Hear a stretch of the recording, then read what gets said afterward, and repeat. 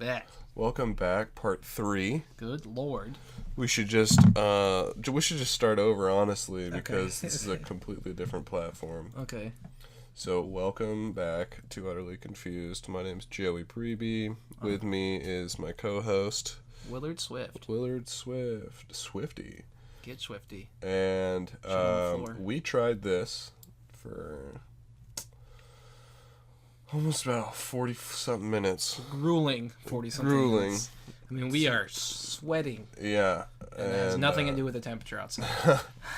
It's actually pretty nice out. And we're inside recording this. Yes. But we tried doing this on a different platform, and it failed miserably. Hopefully there's no time restrictions on this. I hope not. This is episode 3. Take 3. Episode 3, take 3. Episode 3, take 3. We talked about Star Wars on the previous tries, but I'm kind of exhausted with that topic now because we pretty much worn it out. Oh, goodness. Okay, let's go to this. What do you have a favorite Doctor Who episode, character, or concept that sticks out in mind? God. There's so many episodes that are good. Yeah, there's too many episodes. But there's so many characters that are good, too. Yeah, that's true. I mean, obviously, everyone likes the Doctor. Yep. Obviously. It's the main character. You kind of have to. Yeah. And you kind of feel for the companions. Okay, who's your favorite companion? Rose Tyler. Straight off the bat. No, there's nothing. Nobody compares. I'm sorry to all of them. Close second is, what's her name? Amy Pond? Yeah, Amy Pond. That's my favorite, so. Yeah. This is where we differ. My doctor is Tennant. So that should explain a little bit about me. My doctor is definitely Tennant. You're basic, okay. Oh, wow. No, That's just when I jumped in. No, I'm just kidding. I watched back Eccleston. Mm-hmm. I watched back on some of the older doctors too, like the old ones in black and white and shitty color video. 1964 or something like that is when the first one premiered. It's ridiculous. No, I think it was 68. I think it was 60. Yeah, I think it was 68. Was the first first episode that premiered. No, I think it was in the 50s because they did a 50-year. Yeah, they did a 50-year anniversary, which I saw when I was, I think, a senior in high school. So maybe it was 64. I saw one. I think it was a senior in high school when I saw the premiere. I saw the 50th anniversary premiere in theaters, and it was Capaldi. Like he was part of the whole thing. Where'd you go to see that? It was in theaters. It was somewhere in Saco or something. God. Yeah. I was definitely gone. Yeah. Oh no, I don't want the. Okay, I want the original. This one says, the episode 1 of the recast was 2005, which is still a long time ago. That's with Eccleston, right? Yeah. Yeah. He wasn't even that bad of an actor. I liked him. But I think, wasn't he a douche to the directors or something? And fired him. I don't really care for the politics behind it all, you know? Yeah. But yeah, okay, so Tennant's my doctor, obviously, and Rose is, my opinion, of the best companion. One of my favorite companions that wasn't really a companion, but was a companion, was the grandfather of the other redhead. The other redhead? Yeah. The other redhead? Or do you mean Donna? Donna, yeah. Oh, yeah. God, yeah, her grandfather.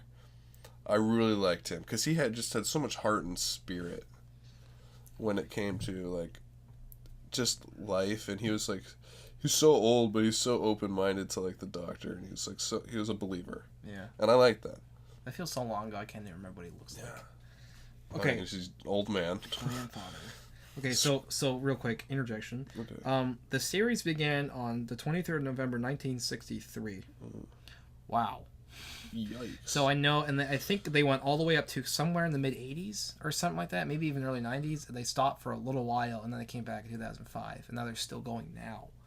Wait, they came back in 2005 for Eccleston? For Eccleston, yeah. Okay, so before Eccleston, they came back to try it again with a movie. Really? With the Doctor before Eccleston. Last episode. The Doctor, who was? Do you know who that was? I don't remember his name, but his TARDIS was a giant library. and it was beautiful. Huh. And he came back in like a later episode, I think with Capaldi. Yep. Good God. Holy frick. The whole like time thing with that was crazy. Like, oh my God. A library, interesting. But haven't they always had like the same? Hasn't it always been like a TARDIS? Like the outside shape has always been the same. Obviously. Outside shape has always been the same. Obviously, like they switch it up in the because insides. it's broken and you can't change it. Yeah. Like, do you remember when? I think it was the first episode or the first like season that like Capaldi was introduced and like they changed it and it was like the second episode and came in and he was like there she is in all her glory and like it was all new in the inside. It was like wow, it was so cool. Well, I mean, like the TARDIS changed with its doctor. Yeah, as well as the sonic screwdriver. I think I think is the cool current doctor, I haven't seen much, but I was like a GameStop or an FYE, and I saw her sonic screwdriver, and it literally just looks like a piece of wood. And I was like, interesting. I don't know how I feel about that. Huh. I haven't seen her acting, but I heard Jodie Whittaker's like really good. Yeah. Just in general, she must be if they cast her as a doctor. Like, I mean, with the series is huge, they really got to like take a lot into consideration. I'm just waiting for I hope the next doctor that comes after her is a redhead. Yeah, no, I know. I remember that specifically just from my favorite doctor, from Matt Smith, when he transforms from Tenet, and he like looks at his hair and he's like burrowing through his head and he's like trying to look at the strands of hair, like just like it almost looked like improv. It's like really goofily, just like trying to look up really hard at strands of hair. He's like, "Damn, not a redhead." Yeah. It was like one of his first lines. Oh, it was fantastic, and I was like, I like this doctor. Yeah. But so Matt Smith and Amy Pond are my favorite like duo. Yeah. It's just like the storyline's good, and then there's like Rory. It's like, oh, Rory's man, good. Yeah. We all strive to be Rory. I never really liked Mickey. No, Mickey was a weird. He was kind of weird addition. Of a bitch, dude. He was. He was really kind of a bitch. He was just like there and didn't really serve a purpose. Yeah. I mean, he kind of served purposes for the storyline, but he didn't like progress the storyline that much. Like if you took him out, you could probably still be fine, to be honest. Probably. So this says that the original series ended with so the original series ended in 1989, December 1989. They tried to come out with a movie because it says 8th Doctor on here in May 1996. And then Eccleston came into play in 2005. Yeah. So. And ever since that, it's just been fucking a ball rolling uphill. Yeah. What I thought was really cool, too, is, what was it, the face of Bo, who was supposed to be, like, the oldest creature in the universe. And it was, Captain Jack or whatever. Who was, like, part of, like, the Torchwood Initiative, which is, like, what they created on Earth to, like, fight the aliens. Yeah. And then they made a series about it. Yeah. I don't know if they're still going, but I know they made at least a couple of seasons. And did you watch it? Good. I think I watched a couple episodes. I don't remember. Okay, so I watched all of Torchwood. So it must have been pretty good. It's good. It's a good show. It's a good show. I really liked it. Like, and I watched it right after, right around the time that I finished with Matt Smith. Before, I don't even think. Yeah, before Doctor Who got taken off of Netflix. Oh, like, while it's still on, because Torchwood was also on Netflix. Yep. And so I watched both of those. I think both of them are now on Amazon Prime. Yeah, I know all the Doctor Who's are, so that would make sense they put it on there because it's also BBC, and you figured. Yeah. Yeah. I was really tempted not too long ago to buy the new season with Jodie Whittaker. Yep. But I just didn't want to like buy it. You don't want to know if you're wasting your time or not. Yeah. Pretty much, yeah. This is all the original. I'm trying to look back in the episode so I can like refresh myself because there's so many damn episodes. Even like with the reboot series, they're on like their 12th season or something. Yeah. And it's really hard to remember sometimes. But all I remember is that my favorite enemies are the Daleks. Ugh. Because they're supposed to be like the embodiment of pure evil, and there's something about that like kind of like I don't know, it kind of like hits hard. But then you realize that like they are the Doctor's enemies, and they're supposed to be the embodiment of pure evil. But that doesn't necessarily make the Doctor good. And the Doctor has a lot of times where he's like fighting himself on that. Yeah. Like is what I'm doing right and everything like that. There's he has a lot his of companions to remind him of that. There's a lot of like a struggle of like kind of like what we have as like the humanity is like we are good and we're evil, like, and so like that's like I think the whole premise of the show of Doctor Who is like he's an alien. He's not human, but he is the most human thing, or at least we get to see humanity through him. Yes. And I love that. Yeah. Or and he embodies it even though he's technically not human. Yeah. And he reminds humans of what is good about them. Yeah. I think that's awesome. I feel like he envies us. He does. But I feel, and I think that's why I like Matt Smith the best. Is he was like, he tries to hide behind this like kind of mask of like this person who's like really humorous and goofy, but like when it gets serious, it's like it's really really deep. Yeah. And it kind of reminds me of like when we face struggles, we use humor as like a defense mechanism. Oh, I do it all the time. Yeah, yeah.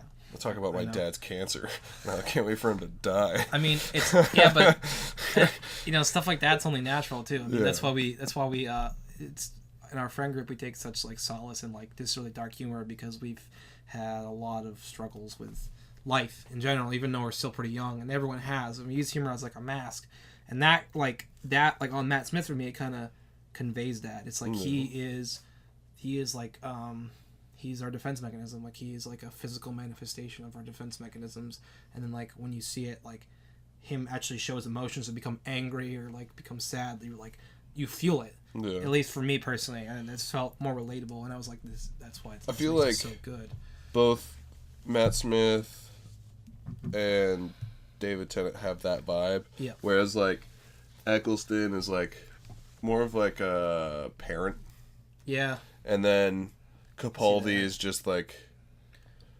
He's just like he's the guy who's just tired of all this shit. Yeah, he's just like a. He's mainly just like a cranky old dude that just goofs off sometimes. Yeah, pretty much. He's a good doctor too. I was kind of torn between like I didn't want to see him go, to be honest, because I kind of like felt for him. Like I originally like when you have someone like David Tennant, like when I watched him first, I thought he was my favorite because I love him too. He's my second best. But then, like, you know, Matt Smith, like, I didn't want him to leave. And then Matt Smith came on, and I, like, didn't know at first, but I was like, oh, now this is my favorite doctor. Yeah. So you, like, really, like, that's what, for most people, at least what I talk to who've seen the newer series, it's always, like, it's either Matt Smith or David Tennant. Yeah. I haven't heard someone so far say Capaldi's their favorite, but that doesn't mean Capaldi's not great. Where was I going with this? Not many people jumped in. So, like, I feel like it's because, like, not many people jumped into Doctor Who at Capaldi. They jumped in either at David Tennant or Matt Smith. Yep. And so that's where, like, the major basis of today's Doctor Who fan base is. Yeah. Well, what I was trying to, like, say was, after you have someone as good as Matt Smith or, like, David Tennant, like, with their performances, you're like, okay, how can you follow up with that? Yeah. But I think Capaldi pretty much lives up to his name, even if, like, in my opinion, he's only third best. Yeah. He's still really good. Yeah. But I don't know. I think he was awesome, though.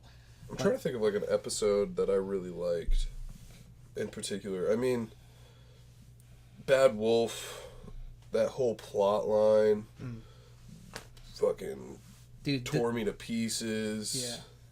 Yeah. Dude, the Angels.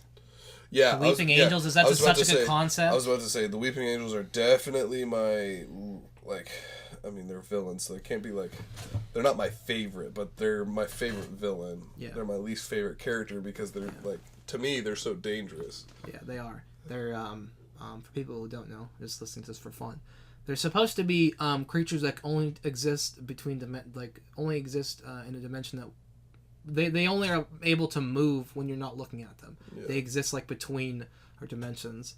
And what's so perfect about the writing and the simplicity of it is like they just come off as statues. They don't like, you don't see anything, you don't see like their true form, whatever, like they don't use any crazy CGI. It's just like it's always statue as these angels, and they always look like really angry, like they're gonna like eat you or something. Or and like weeping. Because they are. But like that's like when you tell they're like in attack mode or whatever. But like what they'll do is like they'll be in a room, like the lights will flash and like they'll like move towards them, but you don't see them moving. You just see it like you just see them closer towards you. And it's oh my god, it's just like terrifying. But like it's kind of funny how like they just took a concept, like they didn't do anything crazy with like they didn't have any crazy costume for that or anything. It was literally just like statues, and they would just like I'm assuming when they filmed it they would just move them around. But like it was the concept of it, the actual character of like they're evil beings and like they don't have any remorse for anything. All they want to do is like attack you basically. And what they do, I think, when they get you is they send you back in time, or they send you to any point in any time.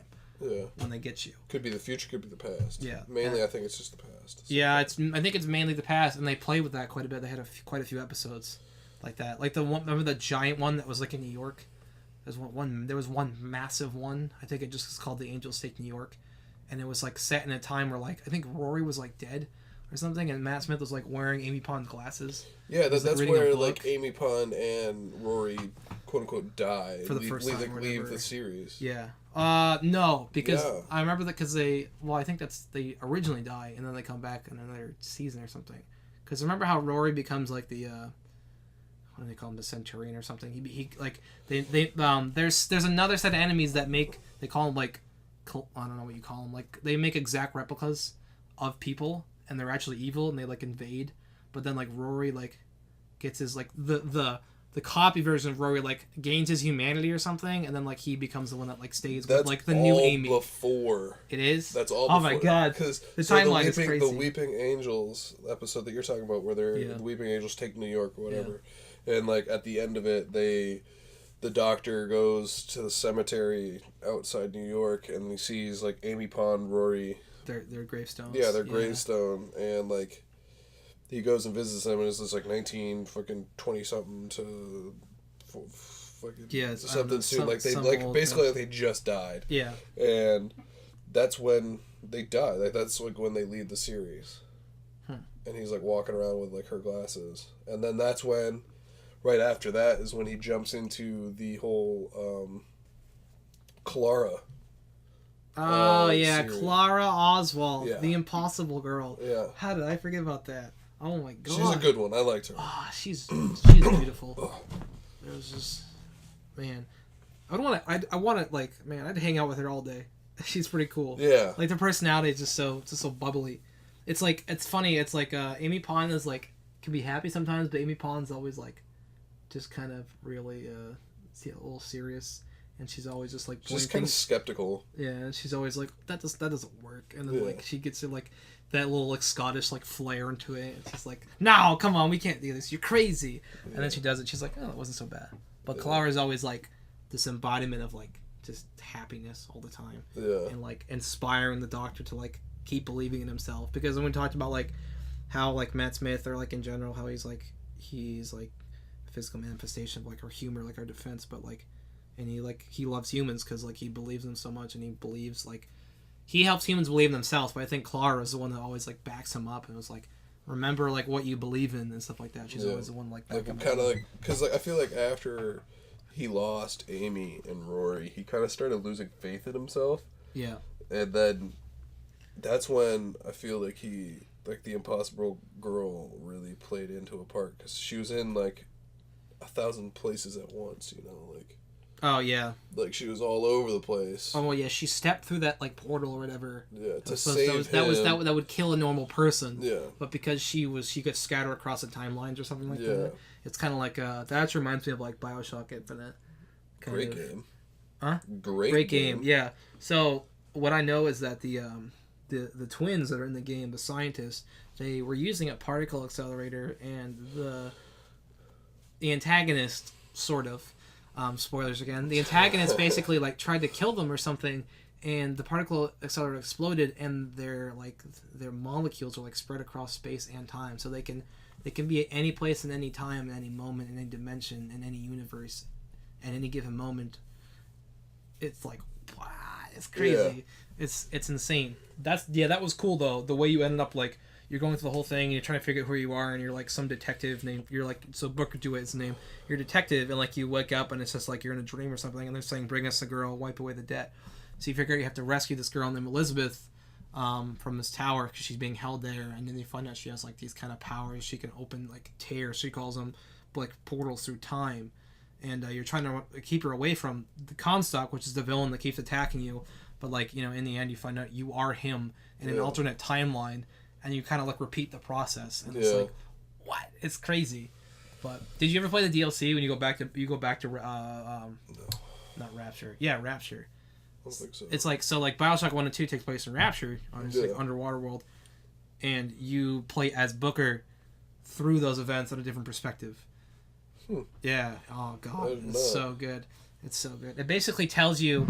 The reason it's really good is when you start Bioshock 1, you don't really know what's going on, but you find some so throughout the games you have obviously like recordings. They talk about like just in general, like someone would take like, oh yeah, like it kind of helps aid the storyline. It's not like you don't need it, but it supplements it definitely.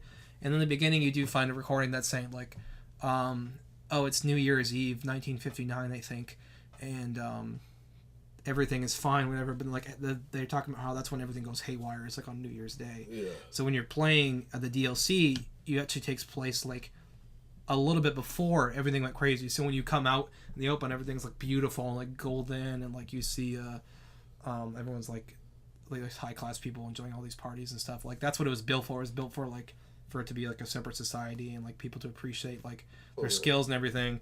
And basically like you start to experience it as everything goes to shit, and then like it connects.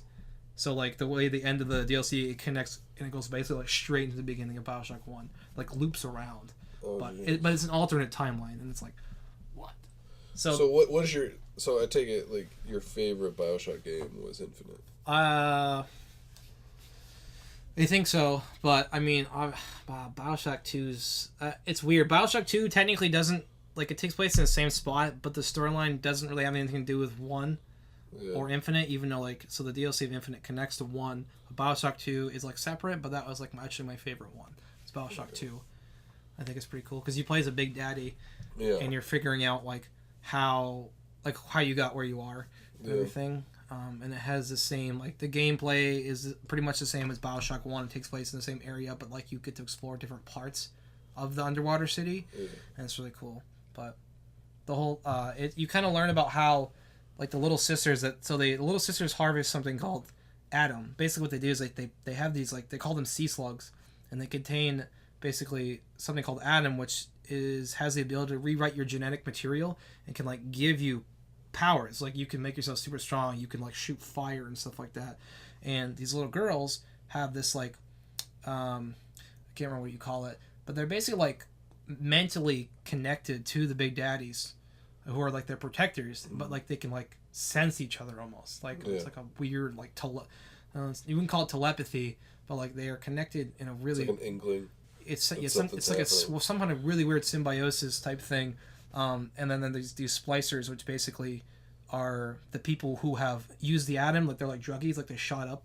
And what happens is you need to have a continuous source of Atom to like keep yourself to maintain whatever ability you have or whatever. So these people become drug addicts, and they try to attack the little sisters. There's like tiny little girls, and the Big Daddies are like their protectors. So that's the whole like concept of it, and it's like really cool. It's a really cool concept that they put in there, I think, and I just want to remaster. So, but that never happens, you know. Yeah. But there are plenty of new games coming out anyway. So, like the Star Wars one, I think. Like that one, I'm really considering buying like the pre-order for. Yeah. Then getting like the collector's edition because it said like it comes with. So far, what they know is it comes with, like a regular action figure, like 6-inch action figure, and then. Some of the action figures. It's like called like the Black Collection or something. They're like full figurines and like not really busts, but like giant, like in a sense like die-cast characters. Yeah. And something, and I'm like, even if I'm not like constantly playing the game, it'd still be cool to have that. Yeah. And it's $90 for that. Yeah. Whereas like the regular just the game 60. Is just $60. Yeah. And I'm like, might get that. I wonder if that $60 will ever go up, because that has been around for probably a decade. The whole $60 thing. It's always been like, oh, that's expensive, but like you've been so used to the price, it's like it's just $60. That's what a game is. It's not like gas prices. A brand new game. There's no like fluctuation or anything. Yeah, like a brand new like vanilla just version of it, like nothing else, no pre-orders or anything, or no like add-ons that comes with everything. But when does that come out? November 15th. Okay, so that comes out November 15th. September 13th, Borderlands 3 comes out. I'm so busy. Saw a trailer yesterday on Instagram Yeah. for it, and I was like, I'm going to send this to Willie. And I was like, doesn't have Instagram anymore. And it was like so beautiful. I was just like, this is wild. Was this like a second trailer? Because I think I texted you, they dropped one like 2 weeks ago. Like I saw, I'm following like Gearbox, like on like a company like, I don't know if it's the studio. No, the studio developer is 2K, but Gearbox is like, whatever. Anyway, they're in charge of it somehow. And I got something on Facebook. It was like, they're going to have the, what's it called? It's like E3 when they drop a bunch of game previews and stuff, but it was like a 2K thing, and it was just like a teaser, and it just said like Borderlands 3. That's all it said, and people were like, all the comments were like, don't be a battle royale, don't be a battle royale, don't be a battle royale, and then they dropped it, and it was like the trailer, and I was like, fuck, and I sent it to like everybody I knew that like plays Borderlands anyway, and I was like, they just dropped a trailer, and then like a day later it was like September 13th, and I was like, yes, because I thought it was gonna be like a whole nother year, because sometimes they do that, but yeah, September 13th. Honestly, I wasn't even expecting another Borderlands. You weren't? No. Oh no, dude. Well, I can see why, because basically what happened is, I think I looked at it, the last DLC they made for Borderlands 2 I think was the end of 2015 or the beginning of 2016. You think about it, it's kind of it's a decent amount of time for you to like kind of be like, kind of forget about it, but like people have been anticipating something for a very long time for 2K to make. So 2K also did BioShock, by the way. So like also, quality stuff. Also in recent news, Half-Life 3 confirmed. Half-Life 3 confirmed.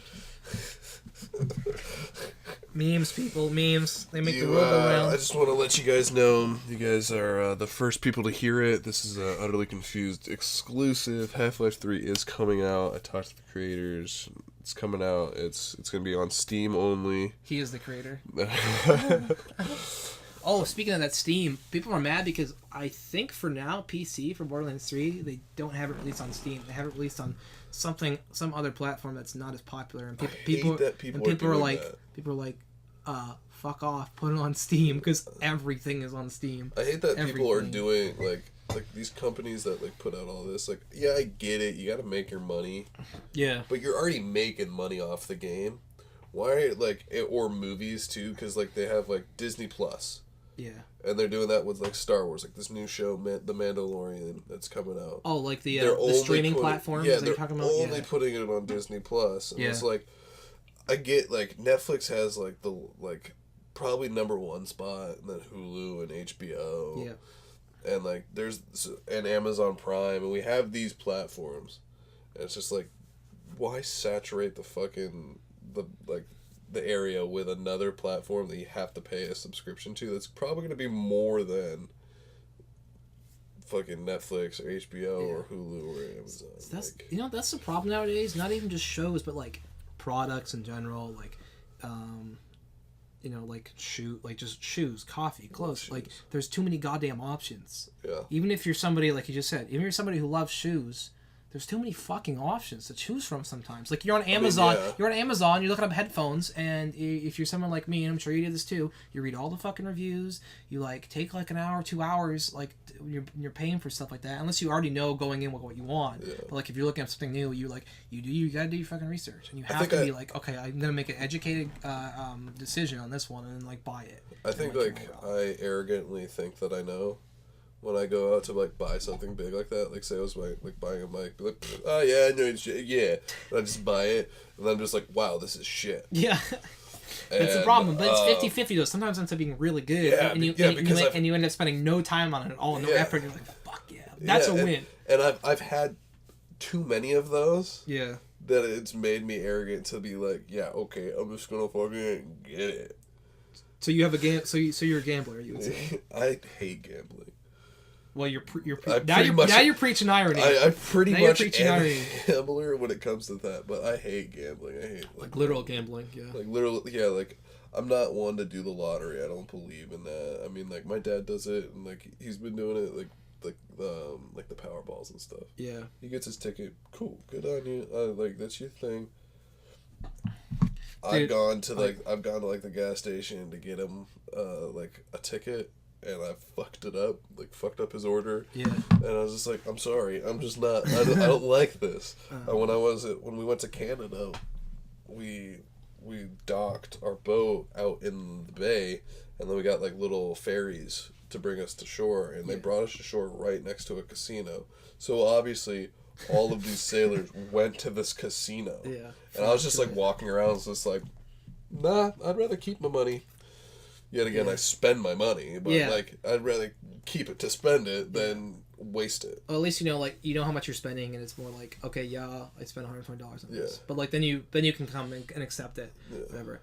I heard this it's some kind of like it's like an allegory or whatever. They're talking about like this guy. His guy's addicted to gambling, and he ends up like dying or whatever, and he ends up in a like a casino, and basically what they're saying is like. He thought he was in heaven at first because he keeps winning. He keeps winning the game. Like every time he gambles, he does whatever he's doing, slots, whatever. He wins every time, and eventually he starts realizing he's actually in hell because now the whole point of gambling was and basically what it's saying is the whole point of gambling is to lose. So you can keep raising your stakes and raising your stakes and raising your stakes for the chance maybe to win something. And it's that much more satisfying. What happens is you win every time, and there's no satisfaction in it. Yeah. And eventually it just becomes like a chore. And then he realizes that he's actually in hell. He's not in heaven. Yeah. It's like, whoa, it's crazy. Like, that whole like theory of like the repetitive like loop of like hell. Really, what like do you mean?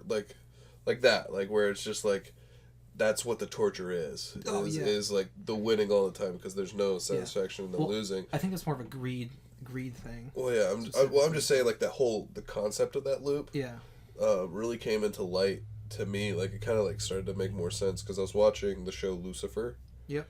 On Netflix, and literally about Lucifer Morningstar, the devil. Yep. And he comes to Earth, and he's like trying to just live his life, man. The devil comes to Manhattan. Yeah, and so they talk a lot about like hell, and they go to hell, and like there's this one guy, he was like a scientist, and he fucked up. He was in a car accident with like one of his students, and the car flipped over, and it was like about to explode. And instead of saving his student that was with him, he grabbed his like dissertation that was in like a briefcase, and he ran away, and then the boom, car exploded, and he had to live that over and over and over again. Oh my god. And I was just like, that's crazy, and like that concept of like loop, and I'm like, as I'm watching that the show, I'm like thinking to myself, I was like, fuck, what's gonna be my loop?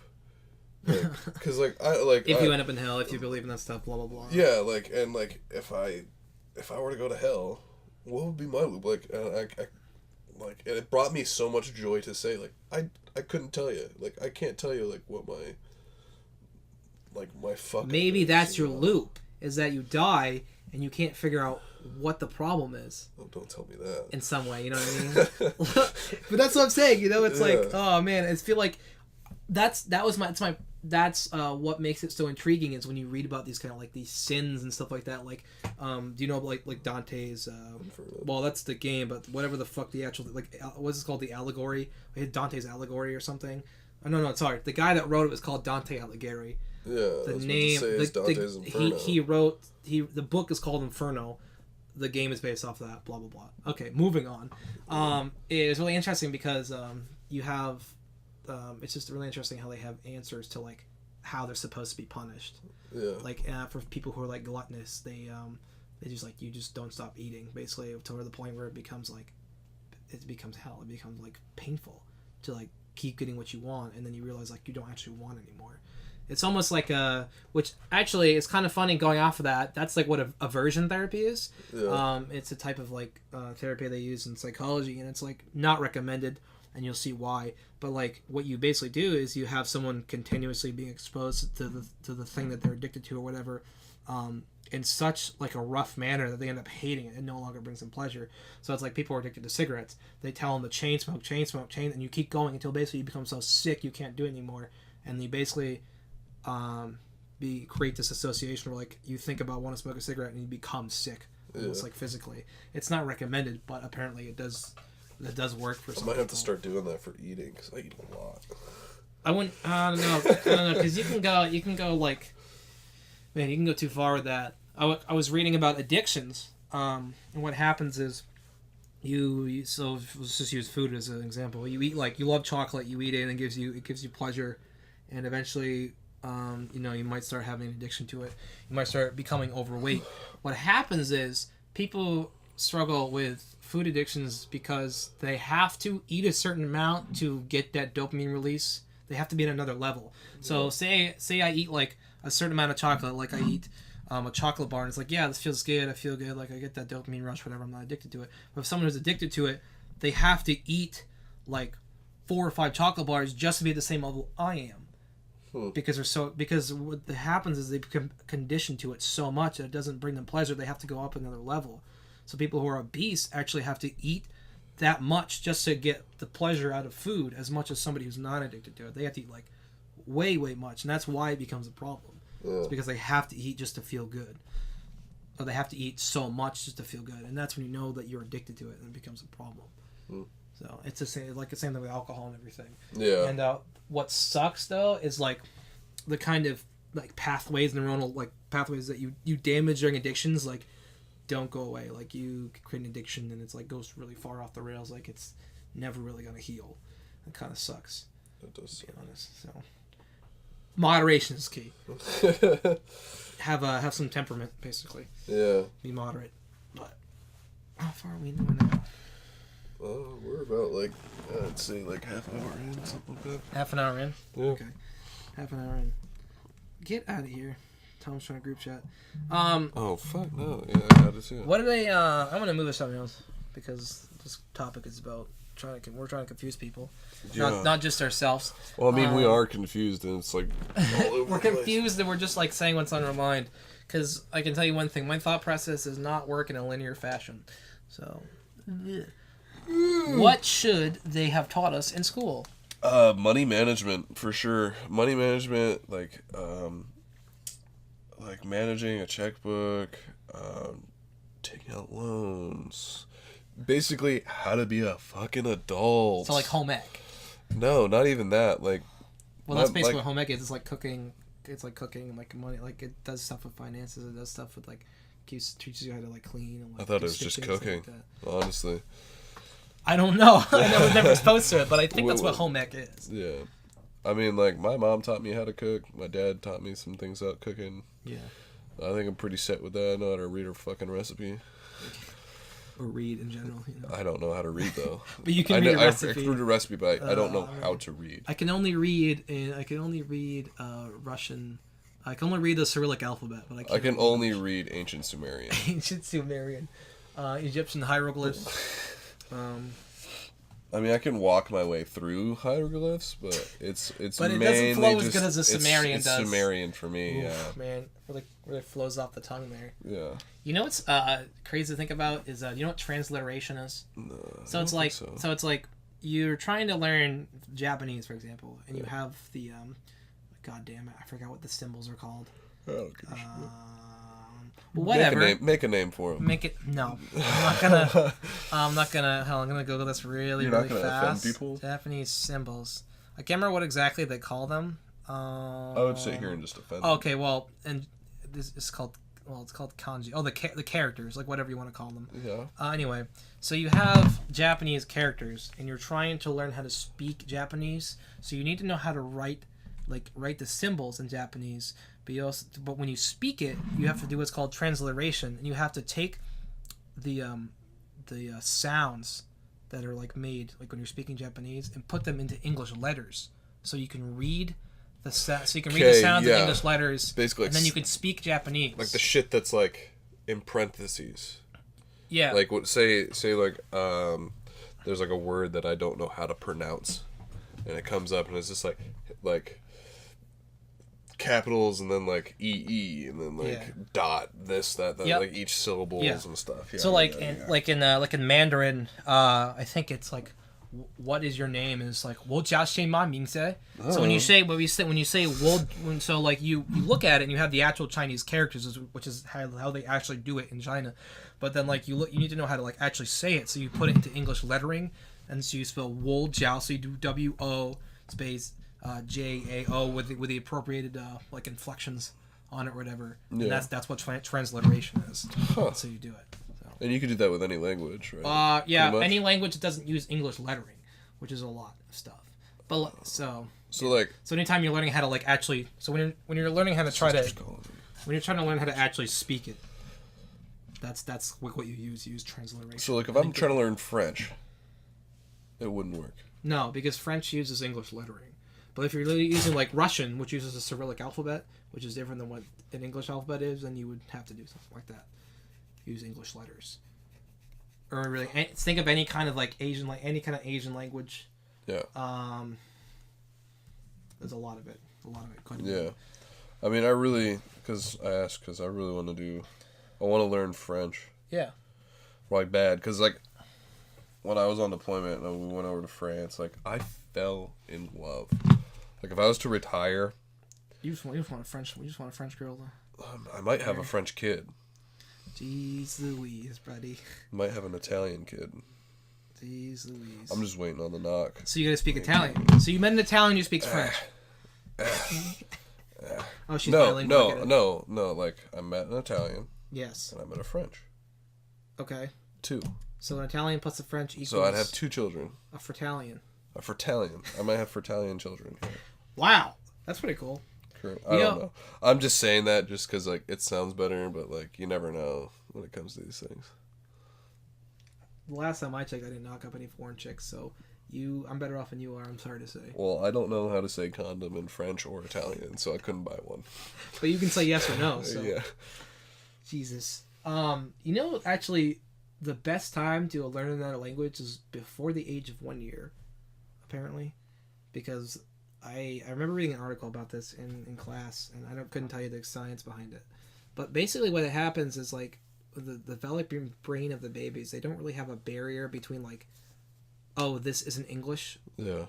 Or, oh, this isn't French. It's just kind of like, it's my language. And then basically they just kind of pick up on it, and then they just understand it. Then there's no, like, they don't have that kind of barrier, which is, it's kind of weird to think about. But that's, like, people are like, oh, like, how do you learn languages so well? And it's probably because they're, like, when you think about it, a lot of kids are bilingual, trilingual, multilingual. They learn languages, like, when they're very, very, like, at least when they're babies. The developing stages is so easy to absorb. Yeah, exactly. And you don't have that other thought process of, like, oh, like, this is hard, this is different. It's just, it's not different for them. It's just, like, it just is. Like, it's just the language. It's, like, it's more unconscious. It just kind of comes out. Yeah. Evidently. That's the basics of it. I couldn't tell you the science behind it. But. I guess, theory, my dad, when he was a kid, he grew up and his grandmother spoke Gaelic, ancient Irish. Yeah. And so she would speak Gaelic to him and with my aunts. And so that became my dad's first language before he got to school. Yes, he knew, he'd started to learn English, but, like, he told me that Gaelic was, like, the language that he was learning because of his grandmother. Mm. That's cool. Yeah.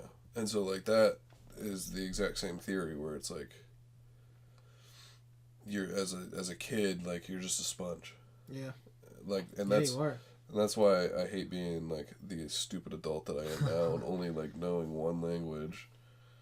But, like, I wish that I'd known, like, I'd gotten the opportunity to learn French or Russian or Arabic. You know what's funny? It's funny because you have the mentality now, but, like, if you were somebody who's bilingual, you probably wouldn't have the same mentality about it. You'd just be like, yeah, I can speak English and Spanish. But you wouldn't want to be like, oh, I really wish I could learn another language. Like, you probably just wouldn't really have that sort of, like, yearning that you do now. Yeah. It's kind of funny how that kind of works.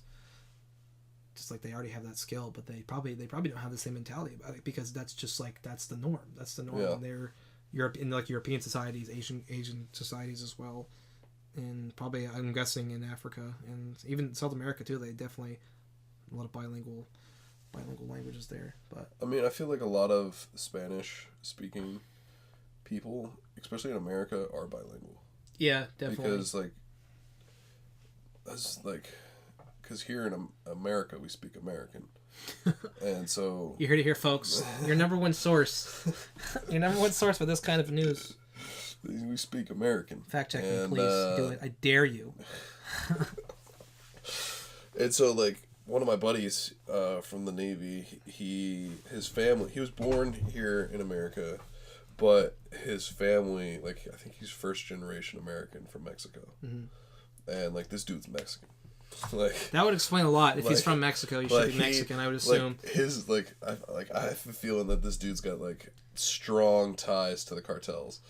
Like that's how Mexican. Joey, that is racist. You cannot say that. I think he told me something. We're gonna bleep this out. Okay, but like he'll sit there on the phone with his family and just go off speaking Spanish, and then he'll just turn to me out of nowhere and just speak fluent English.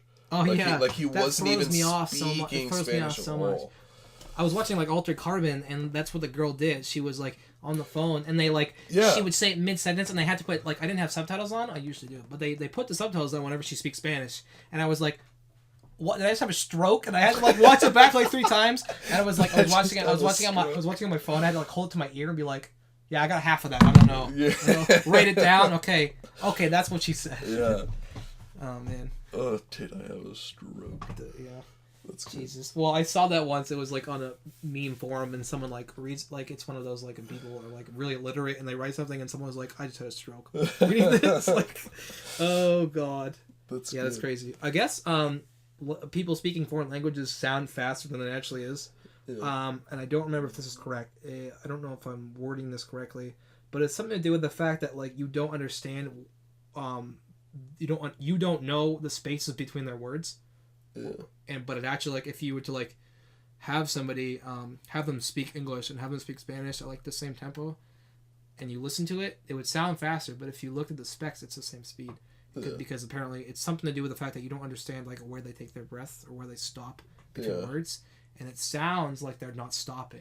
That's why it sounds so much faster. You don't know where they you don't know where you don't know the pauses between their language. But if you were to break it down, they're not actually speaking super fast. Yeah, that's kind of a cool concept to think about. So if you could say you woke up tomorrow morning with the knowledge of a different language, what language would you want to have? Okay, this is where I lead. Oh. No, I don't know. I keep getting torn. I think what happens is I keep getting torn between I'll watch a show or something, and there'll be a really cool character, and I have this emotional connection to him, and I'm like, that'd be so cool to speak German, and but then the feeling just kind of fades eventually. So I don't know. I couldn't really tell you. I could list off all the ones that I'd want to learn, but I couldn't tell you one specifically that I want. So there's no number one for you. There's not a number one for me because it keeps fluctuating between what I'm most tied to, and I don't really have much of an emotional tie to a specific person who speaks that language or whatever that. But I think I don't know. I couldn't tell you. I can't decide. I'd have to say it. I'd have to pick something either Italian or German. Yeah. Arrivederci. Is that from Inglourious Basterds? Yeah. Dominic de Coco. Brad Pitt's performance is so good in that. Now I'm gonna need 100 Nazi scalps to meet you. Yeah, see, I got a little Apache in me. And we're gonna do it the Indian way. Oh my god. What was it, the Bear Jew? Is that what they called them? Yeah. The guy with the bat. Oh my god. Donnie fucking Bumper knocks out the fucking pot! What was the, okay, is that what he said? Arrivederci. What was his name? What did he say? Dominic de Coco? Dominic de Coco. Who's the other guy? Inglourious Basterds, fake Italian names. This is really obscure, but in Inglourious Basterds, what is the scene where I love the internet? Yeah. Inglourious Basterds is in the scene where Brad Pitt and his team poses as Italian filmmakers. The name that Eli Roth's character takes, Antonio Margaretti, is actually the name. Margaretti. Hold on, is actually the name of one of Quentin Tarantino's favorite spaghetti western directors. Oh yeah, and he's like Antonio Margaretti. How does he say it? Margaretti. Margaretti. And he's like, I'm sorry, what was it again? Antonio Margaretti. They know he's not a fucking Italian, and they still play it off. Christoph Waltz, Christoph Waltz is a really good stone face. He's incredible with his facial expressions. Yeah. Christoph Waltz. He got an Oscar for fucking, I think, that role. Yeah, I think he did. Dude, the scene that got me. Das a bingo. Oh my god. How do you Americans say it? the scene that got me was that little nuance he did where he ordered a drink. One of the Americans did. He ordered a drink in German, but he held up. I don't know which way he does this. I think he orders 3 drinks and he puts up 3 fingers. And I think what he did was he held it up 3 fingers and he had. You can't see what I'm doing here. Can anyone see what I'm doing here? So Joey, you put your finger on. I'm putting my finger on my thumb, and he put 3 fingers. Like put 3 fingers up like this. Yep. Your pinky. Pinky on my thumb. Got him. There's no webcam. And he ordered like that, but he was supposed to order the German way is supposed to be you put your pointer finger on your thumb. It might be switched around, but anyway, he did that, and Christoph Waltz was like, "Wait, how did you order it again?" And he shows it to him, and he was like, "Oh, you're a liar." And he like puts the is that when he puts the pistol? Like, it wasn't Christoph Waltz that did that. It was the German lieutenant that did that. Okay, yeah, he put his gun to on his dick or something. No, I think he just kind of like held it to the side of the table, and then Michael Fassbender, yes, put his gun straight in the dude's dick. Oh yeah, it was just like, dude, I'm gonna blow your balls off. Yeah. Oh man, and it just became a shoot fest. Like everybody died except for that fucking girl. Yeah. And then she later died. Spoilers. Yeah. Oh, was that the? I don't know why. Like, I hate when people are just like spoilers, even though like these are movies that have been out for a while. Oh yeah. If it's been more than like if it's been more than a year, there's no spoilers. Fuck you. Go watch the goddamn movie. Inglourious Bastards. I'm gonna guess 2009. Whoop, not magazine. You notice how they spell bastard? I'm gonna go with 8.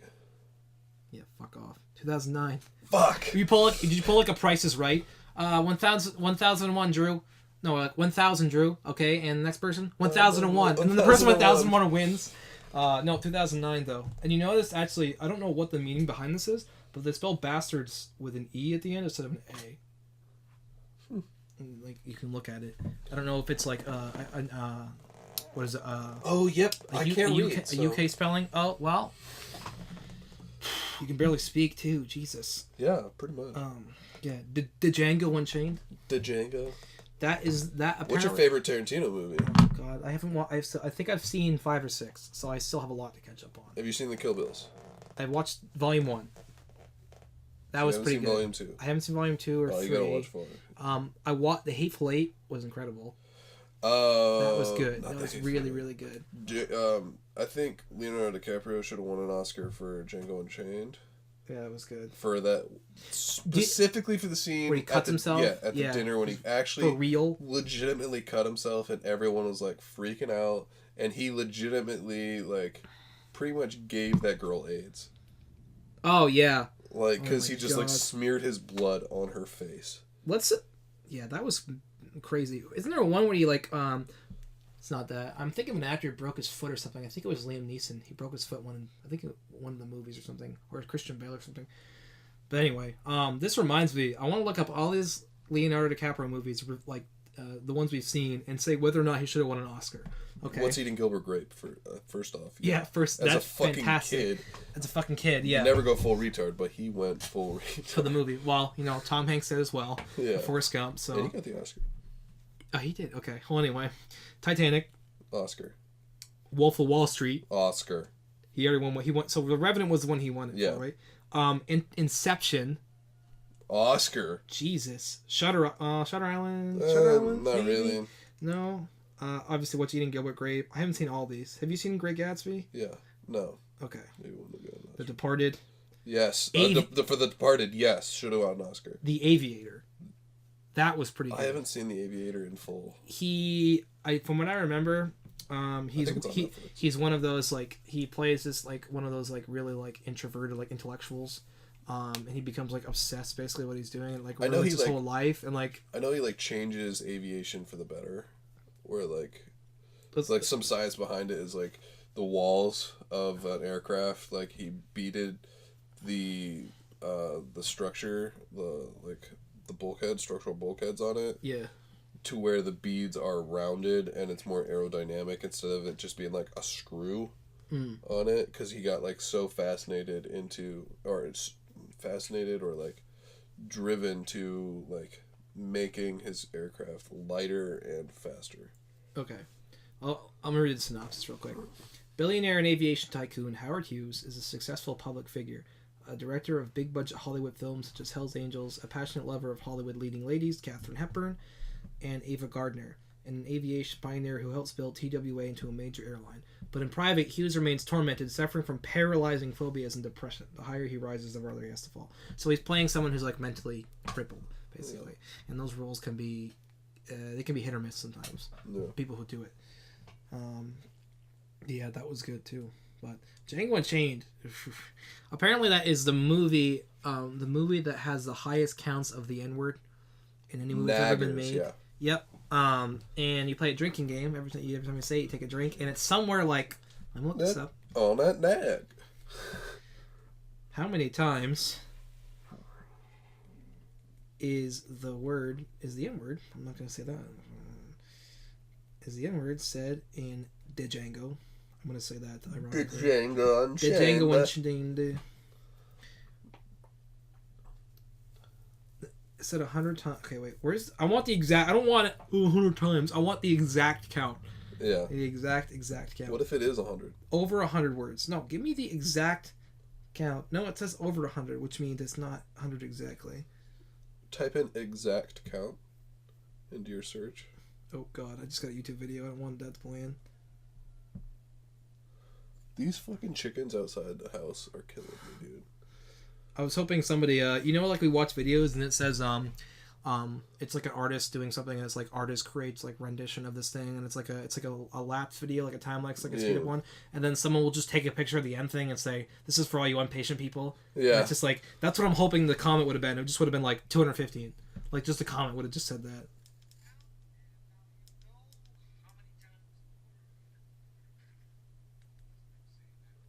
Okay, let's just listen to the video on the podcast. I don't want him to say it though.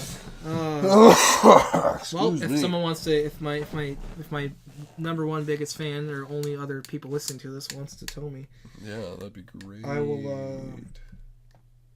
I'll say it. 13,000. Oh, that's something. 13,000 times in the movie Django Unchained do they say the N-word. It's the only word they say. It is the only word they say. The only dialect. It's just in different tones and uses. Pretty much. This has nothing to do about the word. Okay, moving on from vulgarity. What are we in right now? We're pretty much at an hour, and I'm pretty set with that. I'm getting tired and I gotta go to the bathroom. So. Yeah, talking is a real strain sometimes. Well, I mean, you've gone up 8 times to go to the bathroom since you've come to my house. Yeah, but not during the podcast. Yeah, but now I actually have to go. It was actually 3. Because I just drank a cup of coffee. And I gotta go. Yeah, I'm getting. And we're right there at time, so I mean I'm pretty satisfied. I'm happy with it. Well, I'm Willard Swift. And I'm Joey Prevey, and I was utterly confused. Goodbye.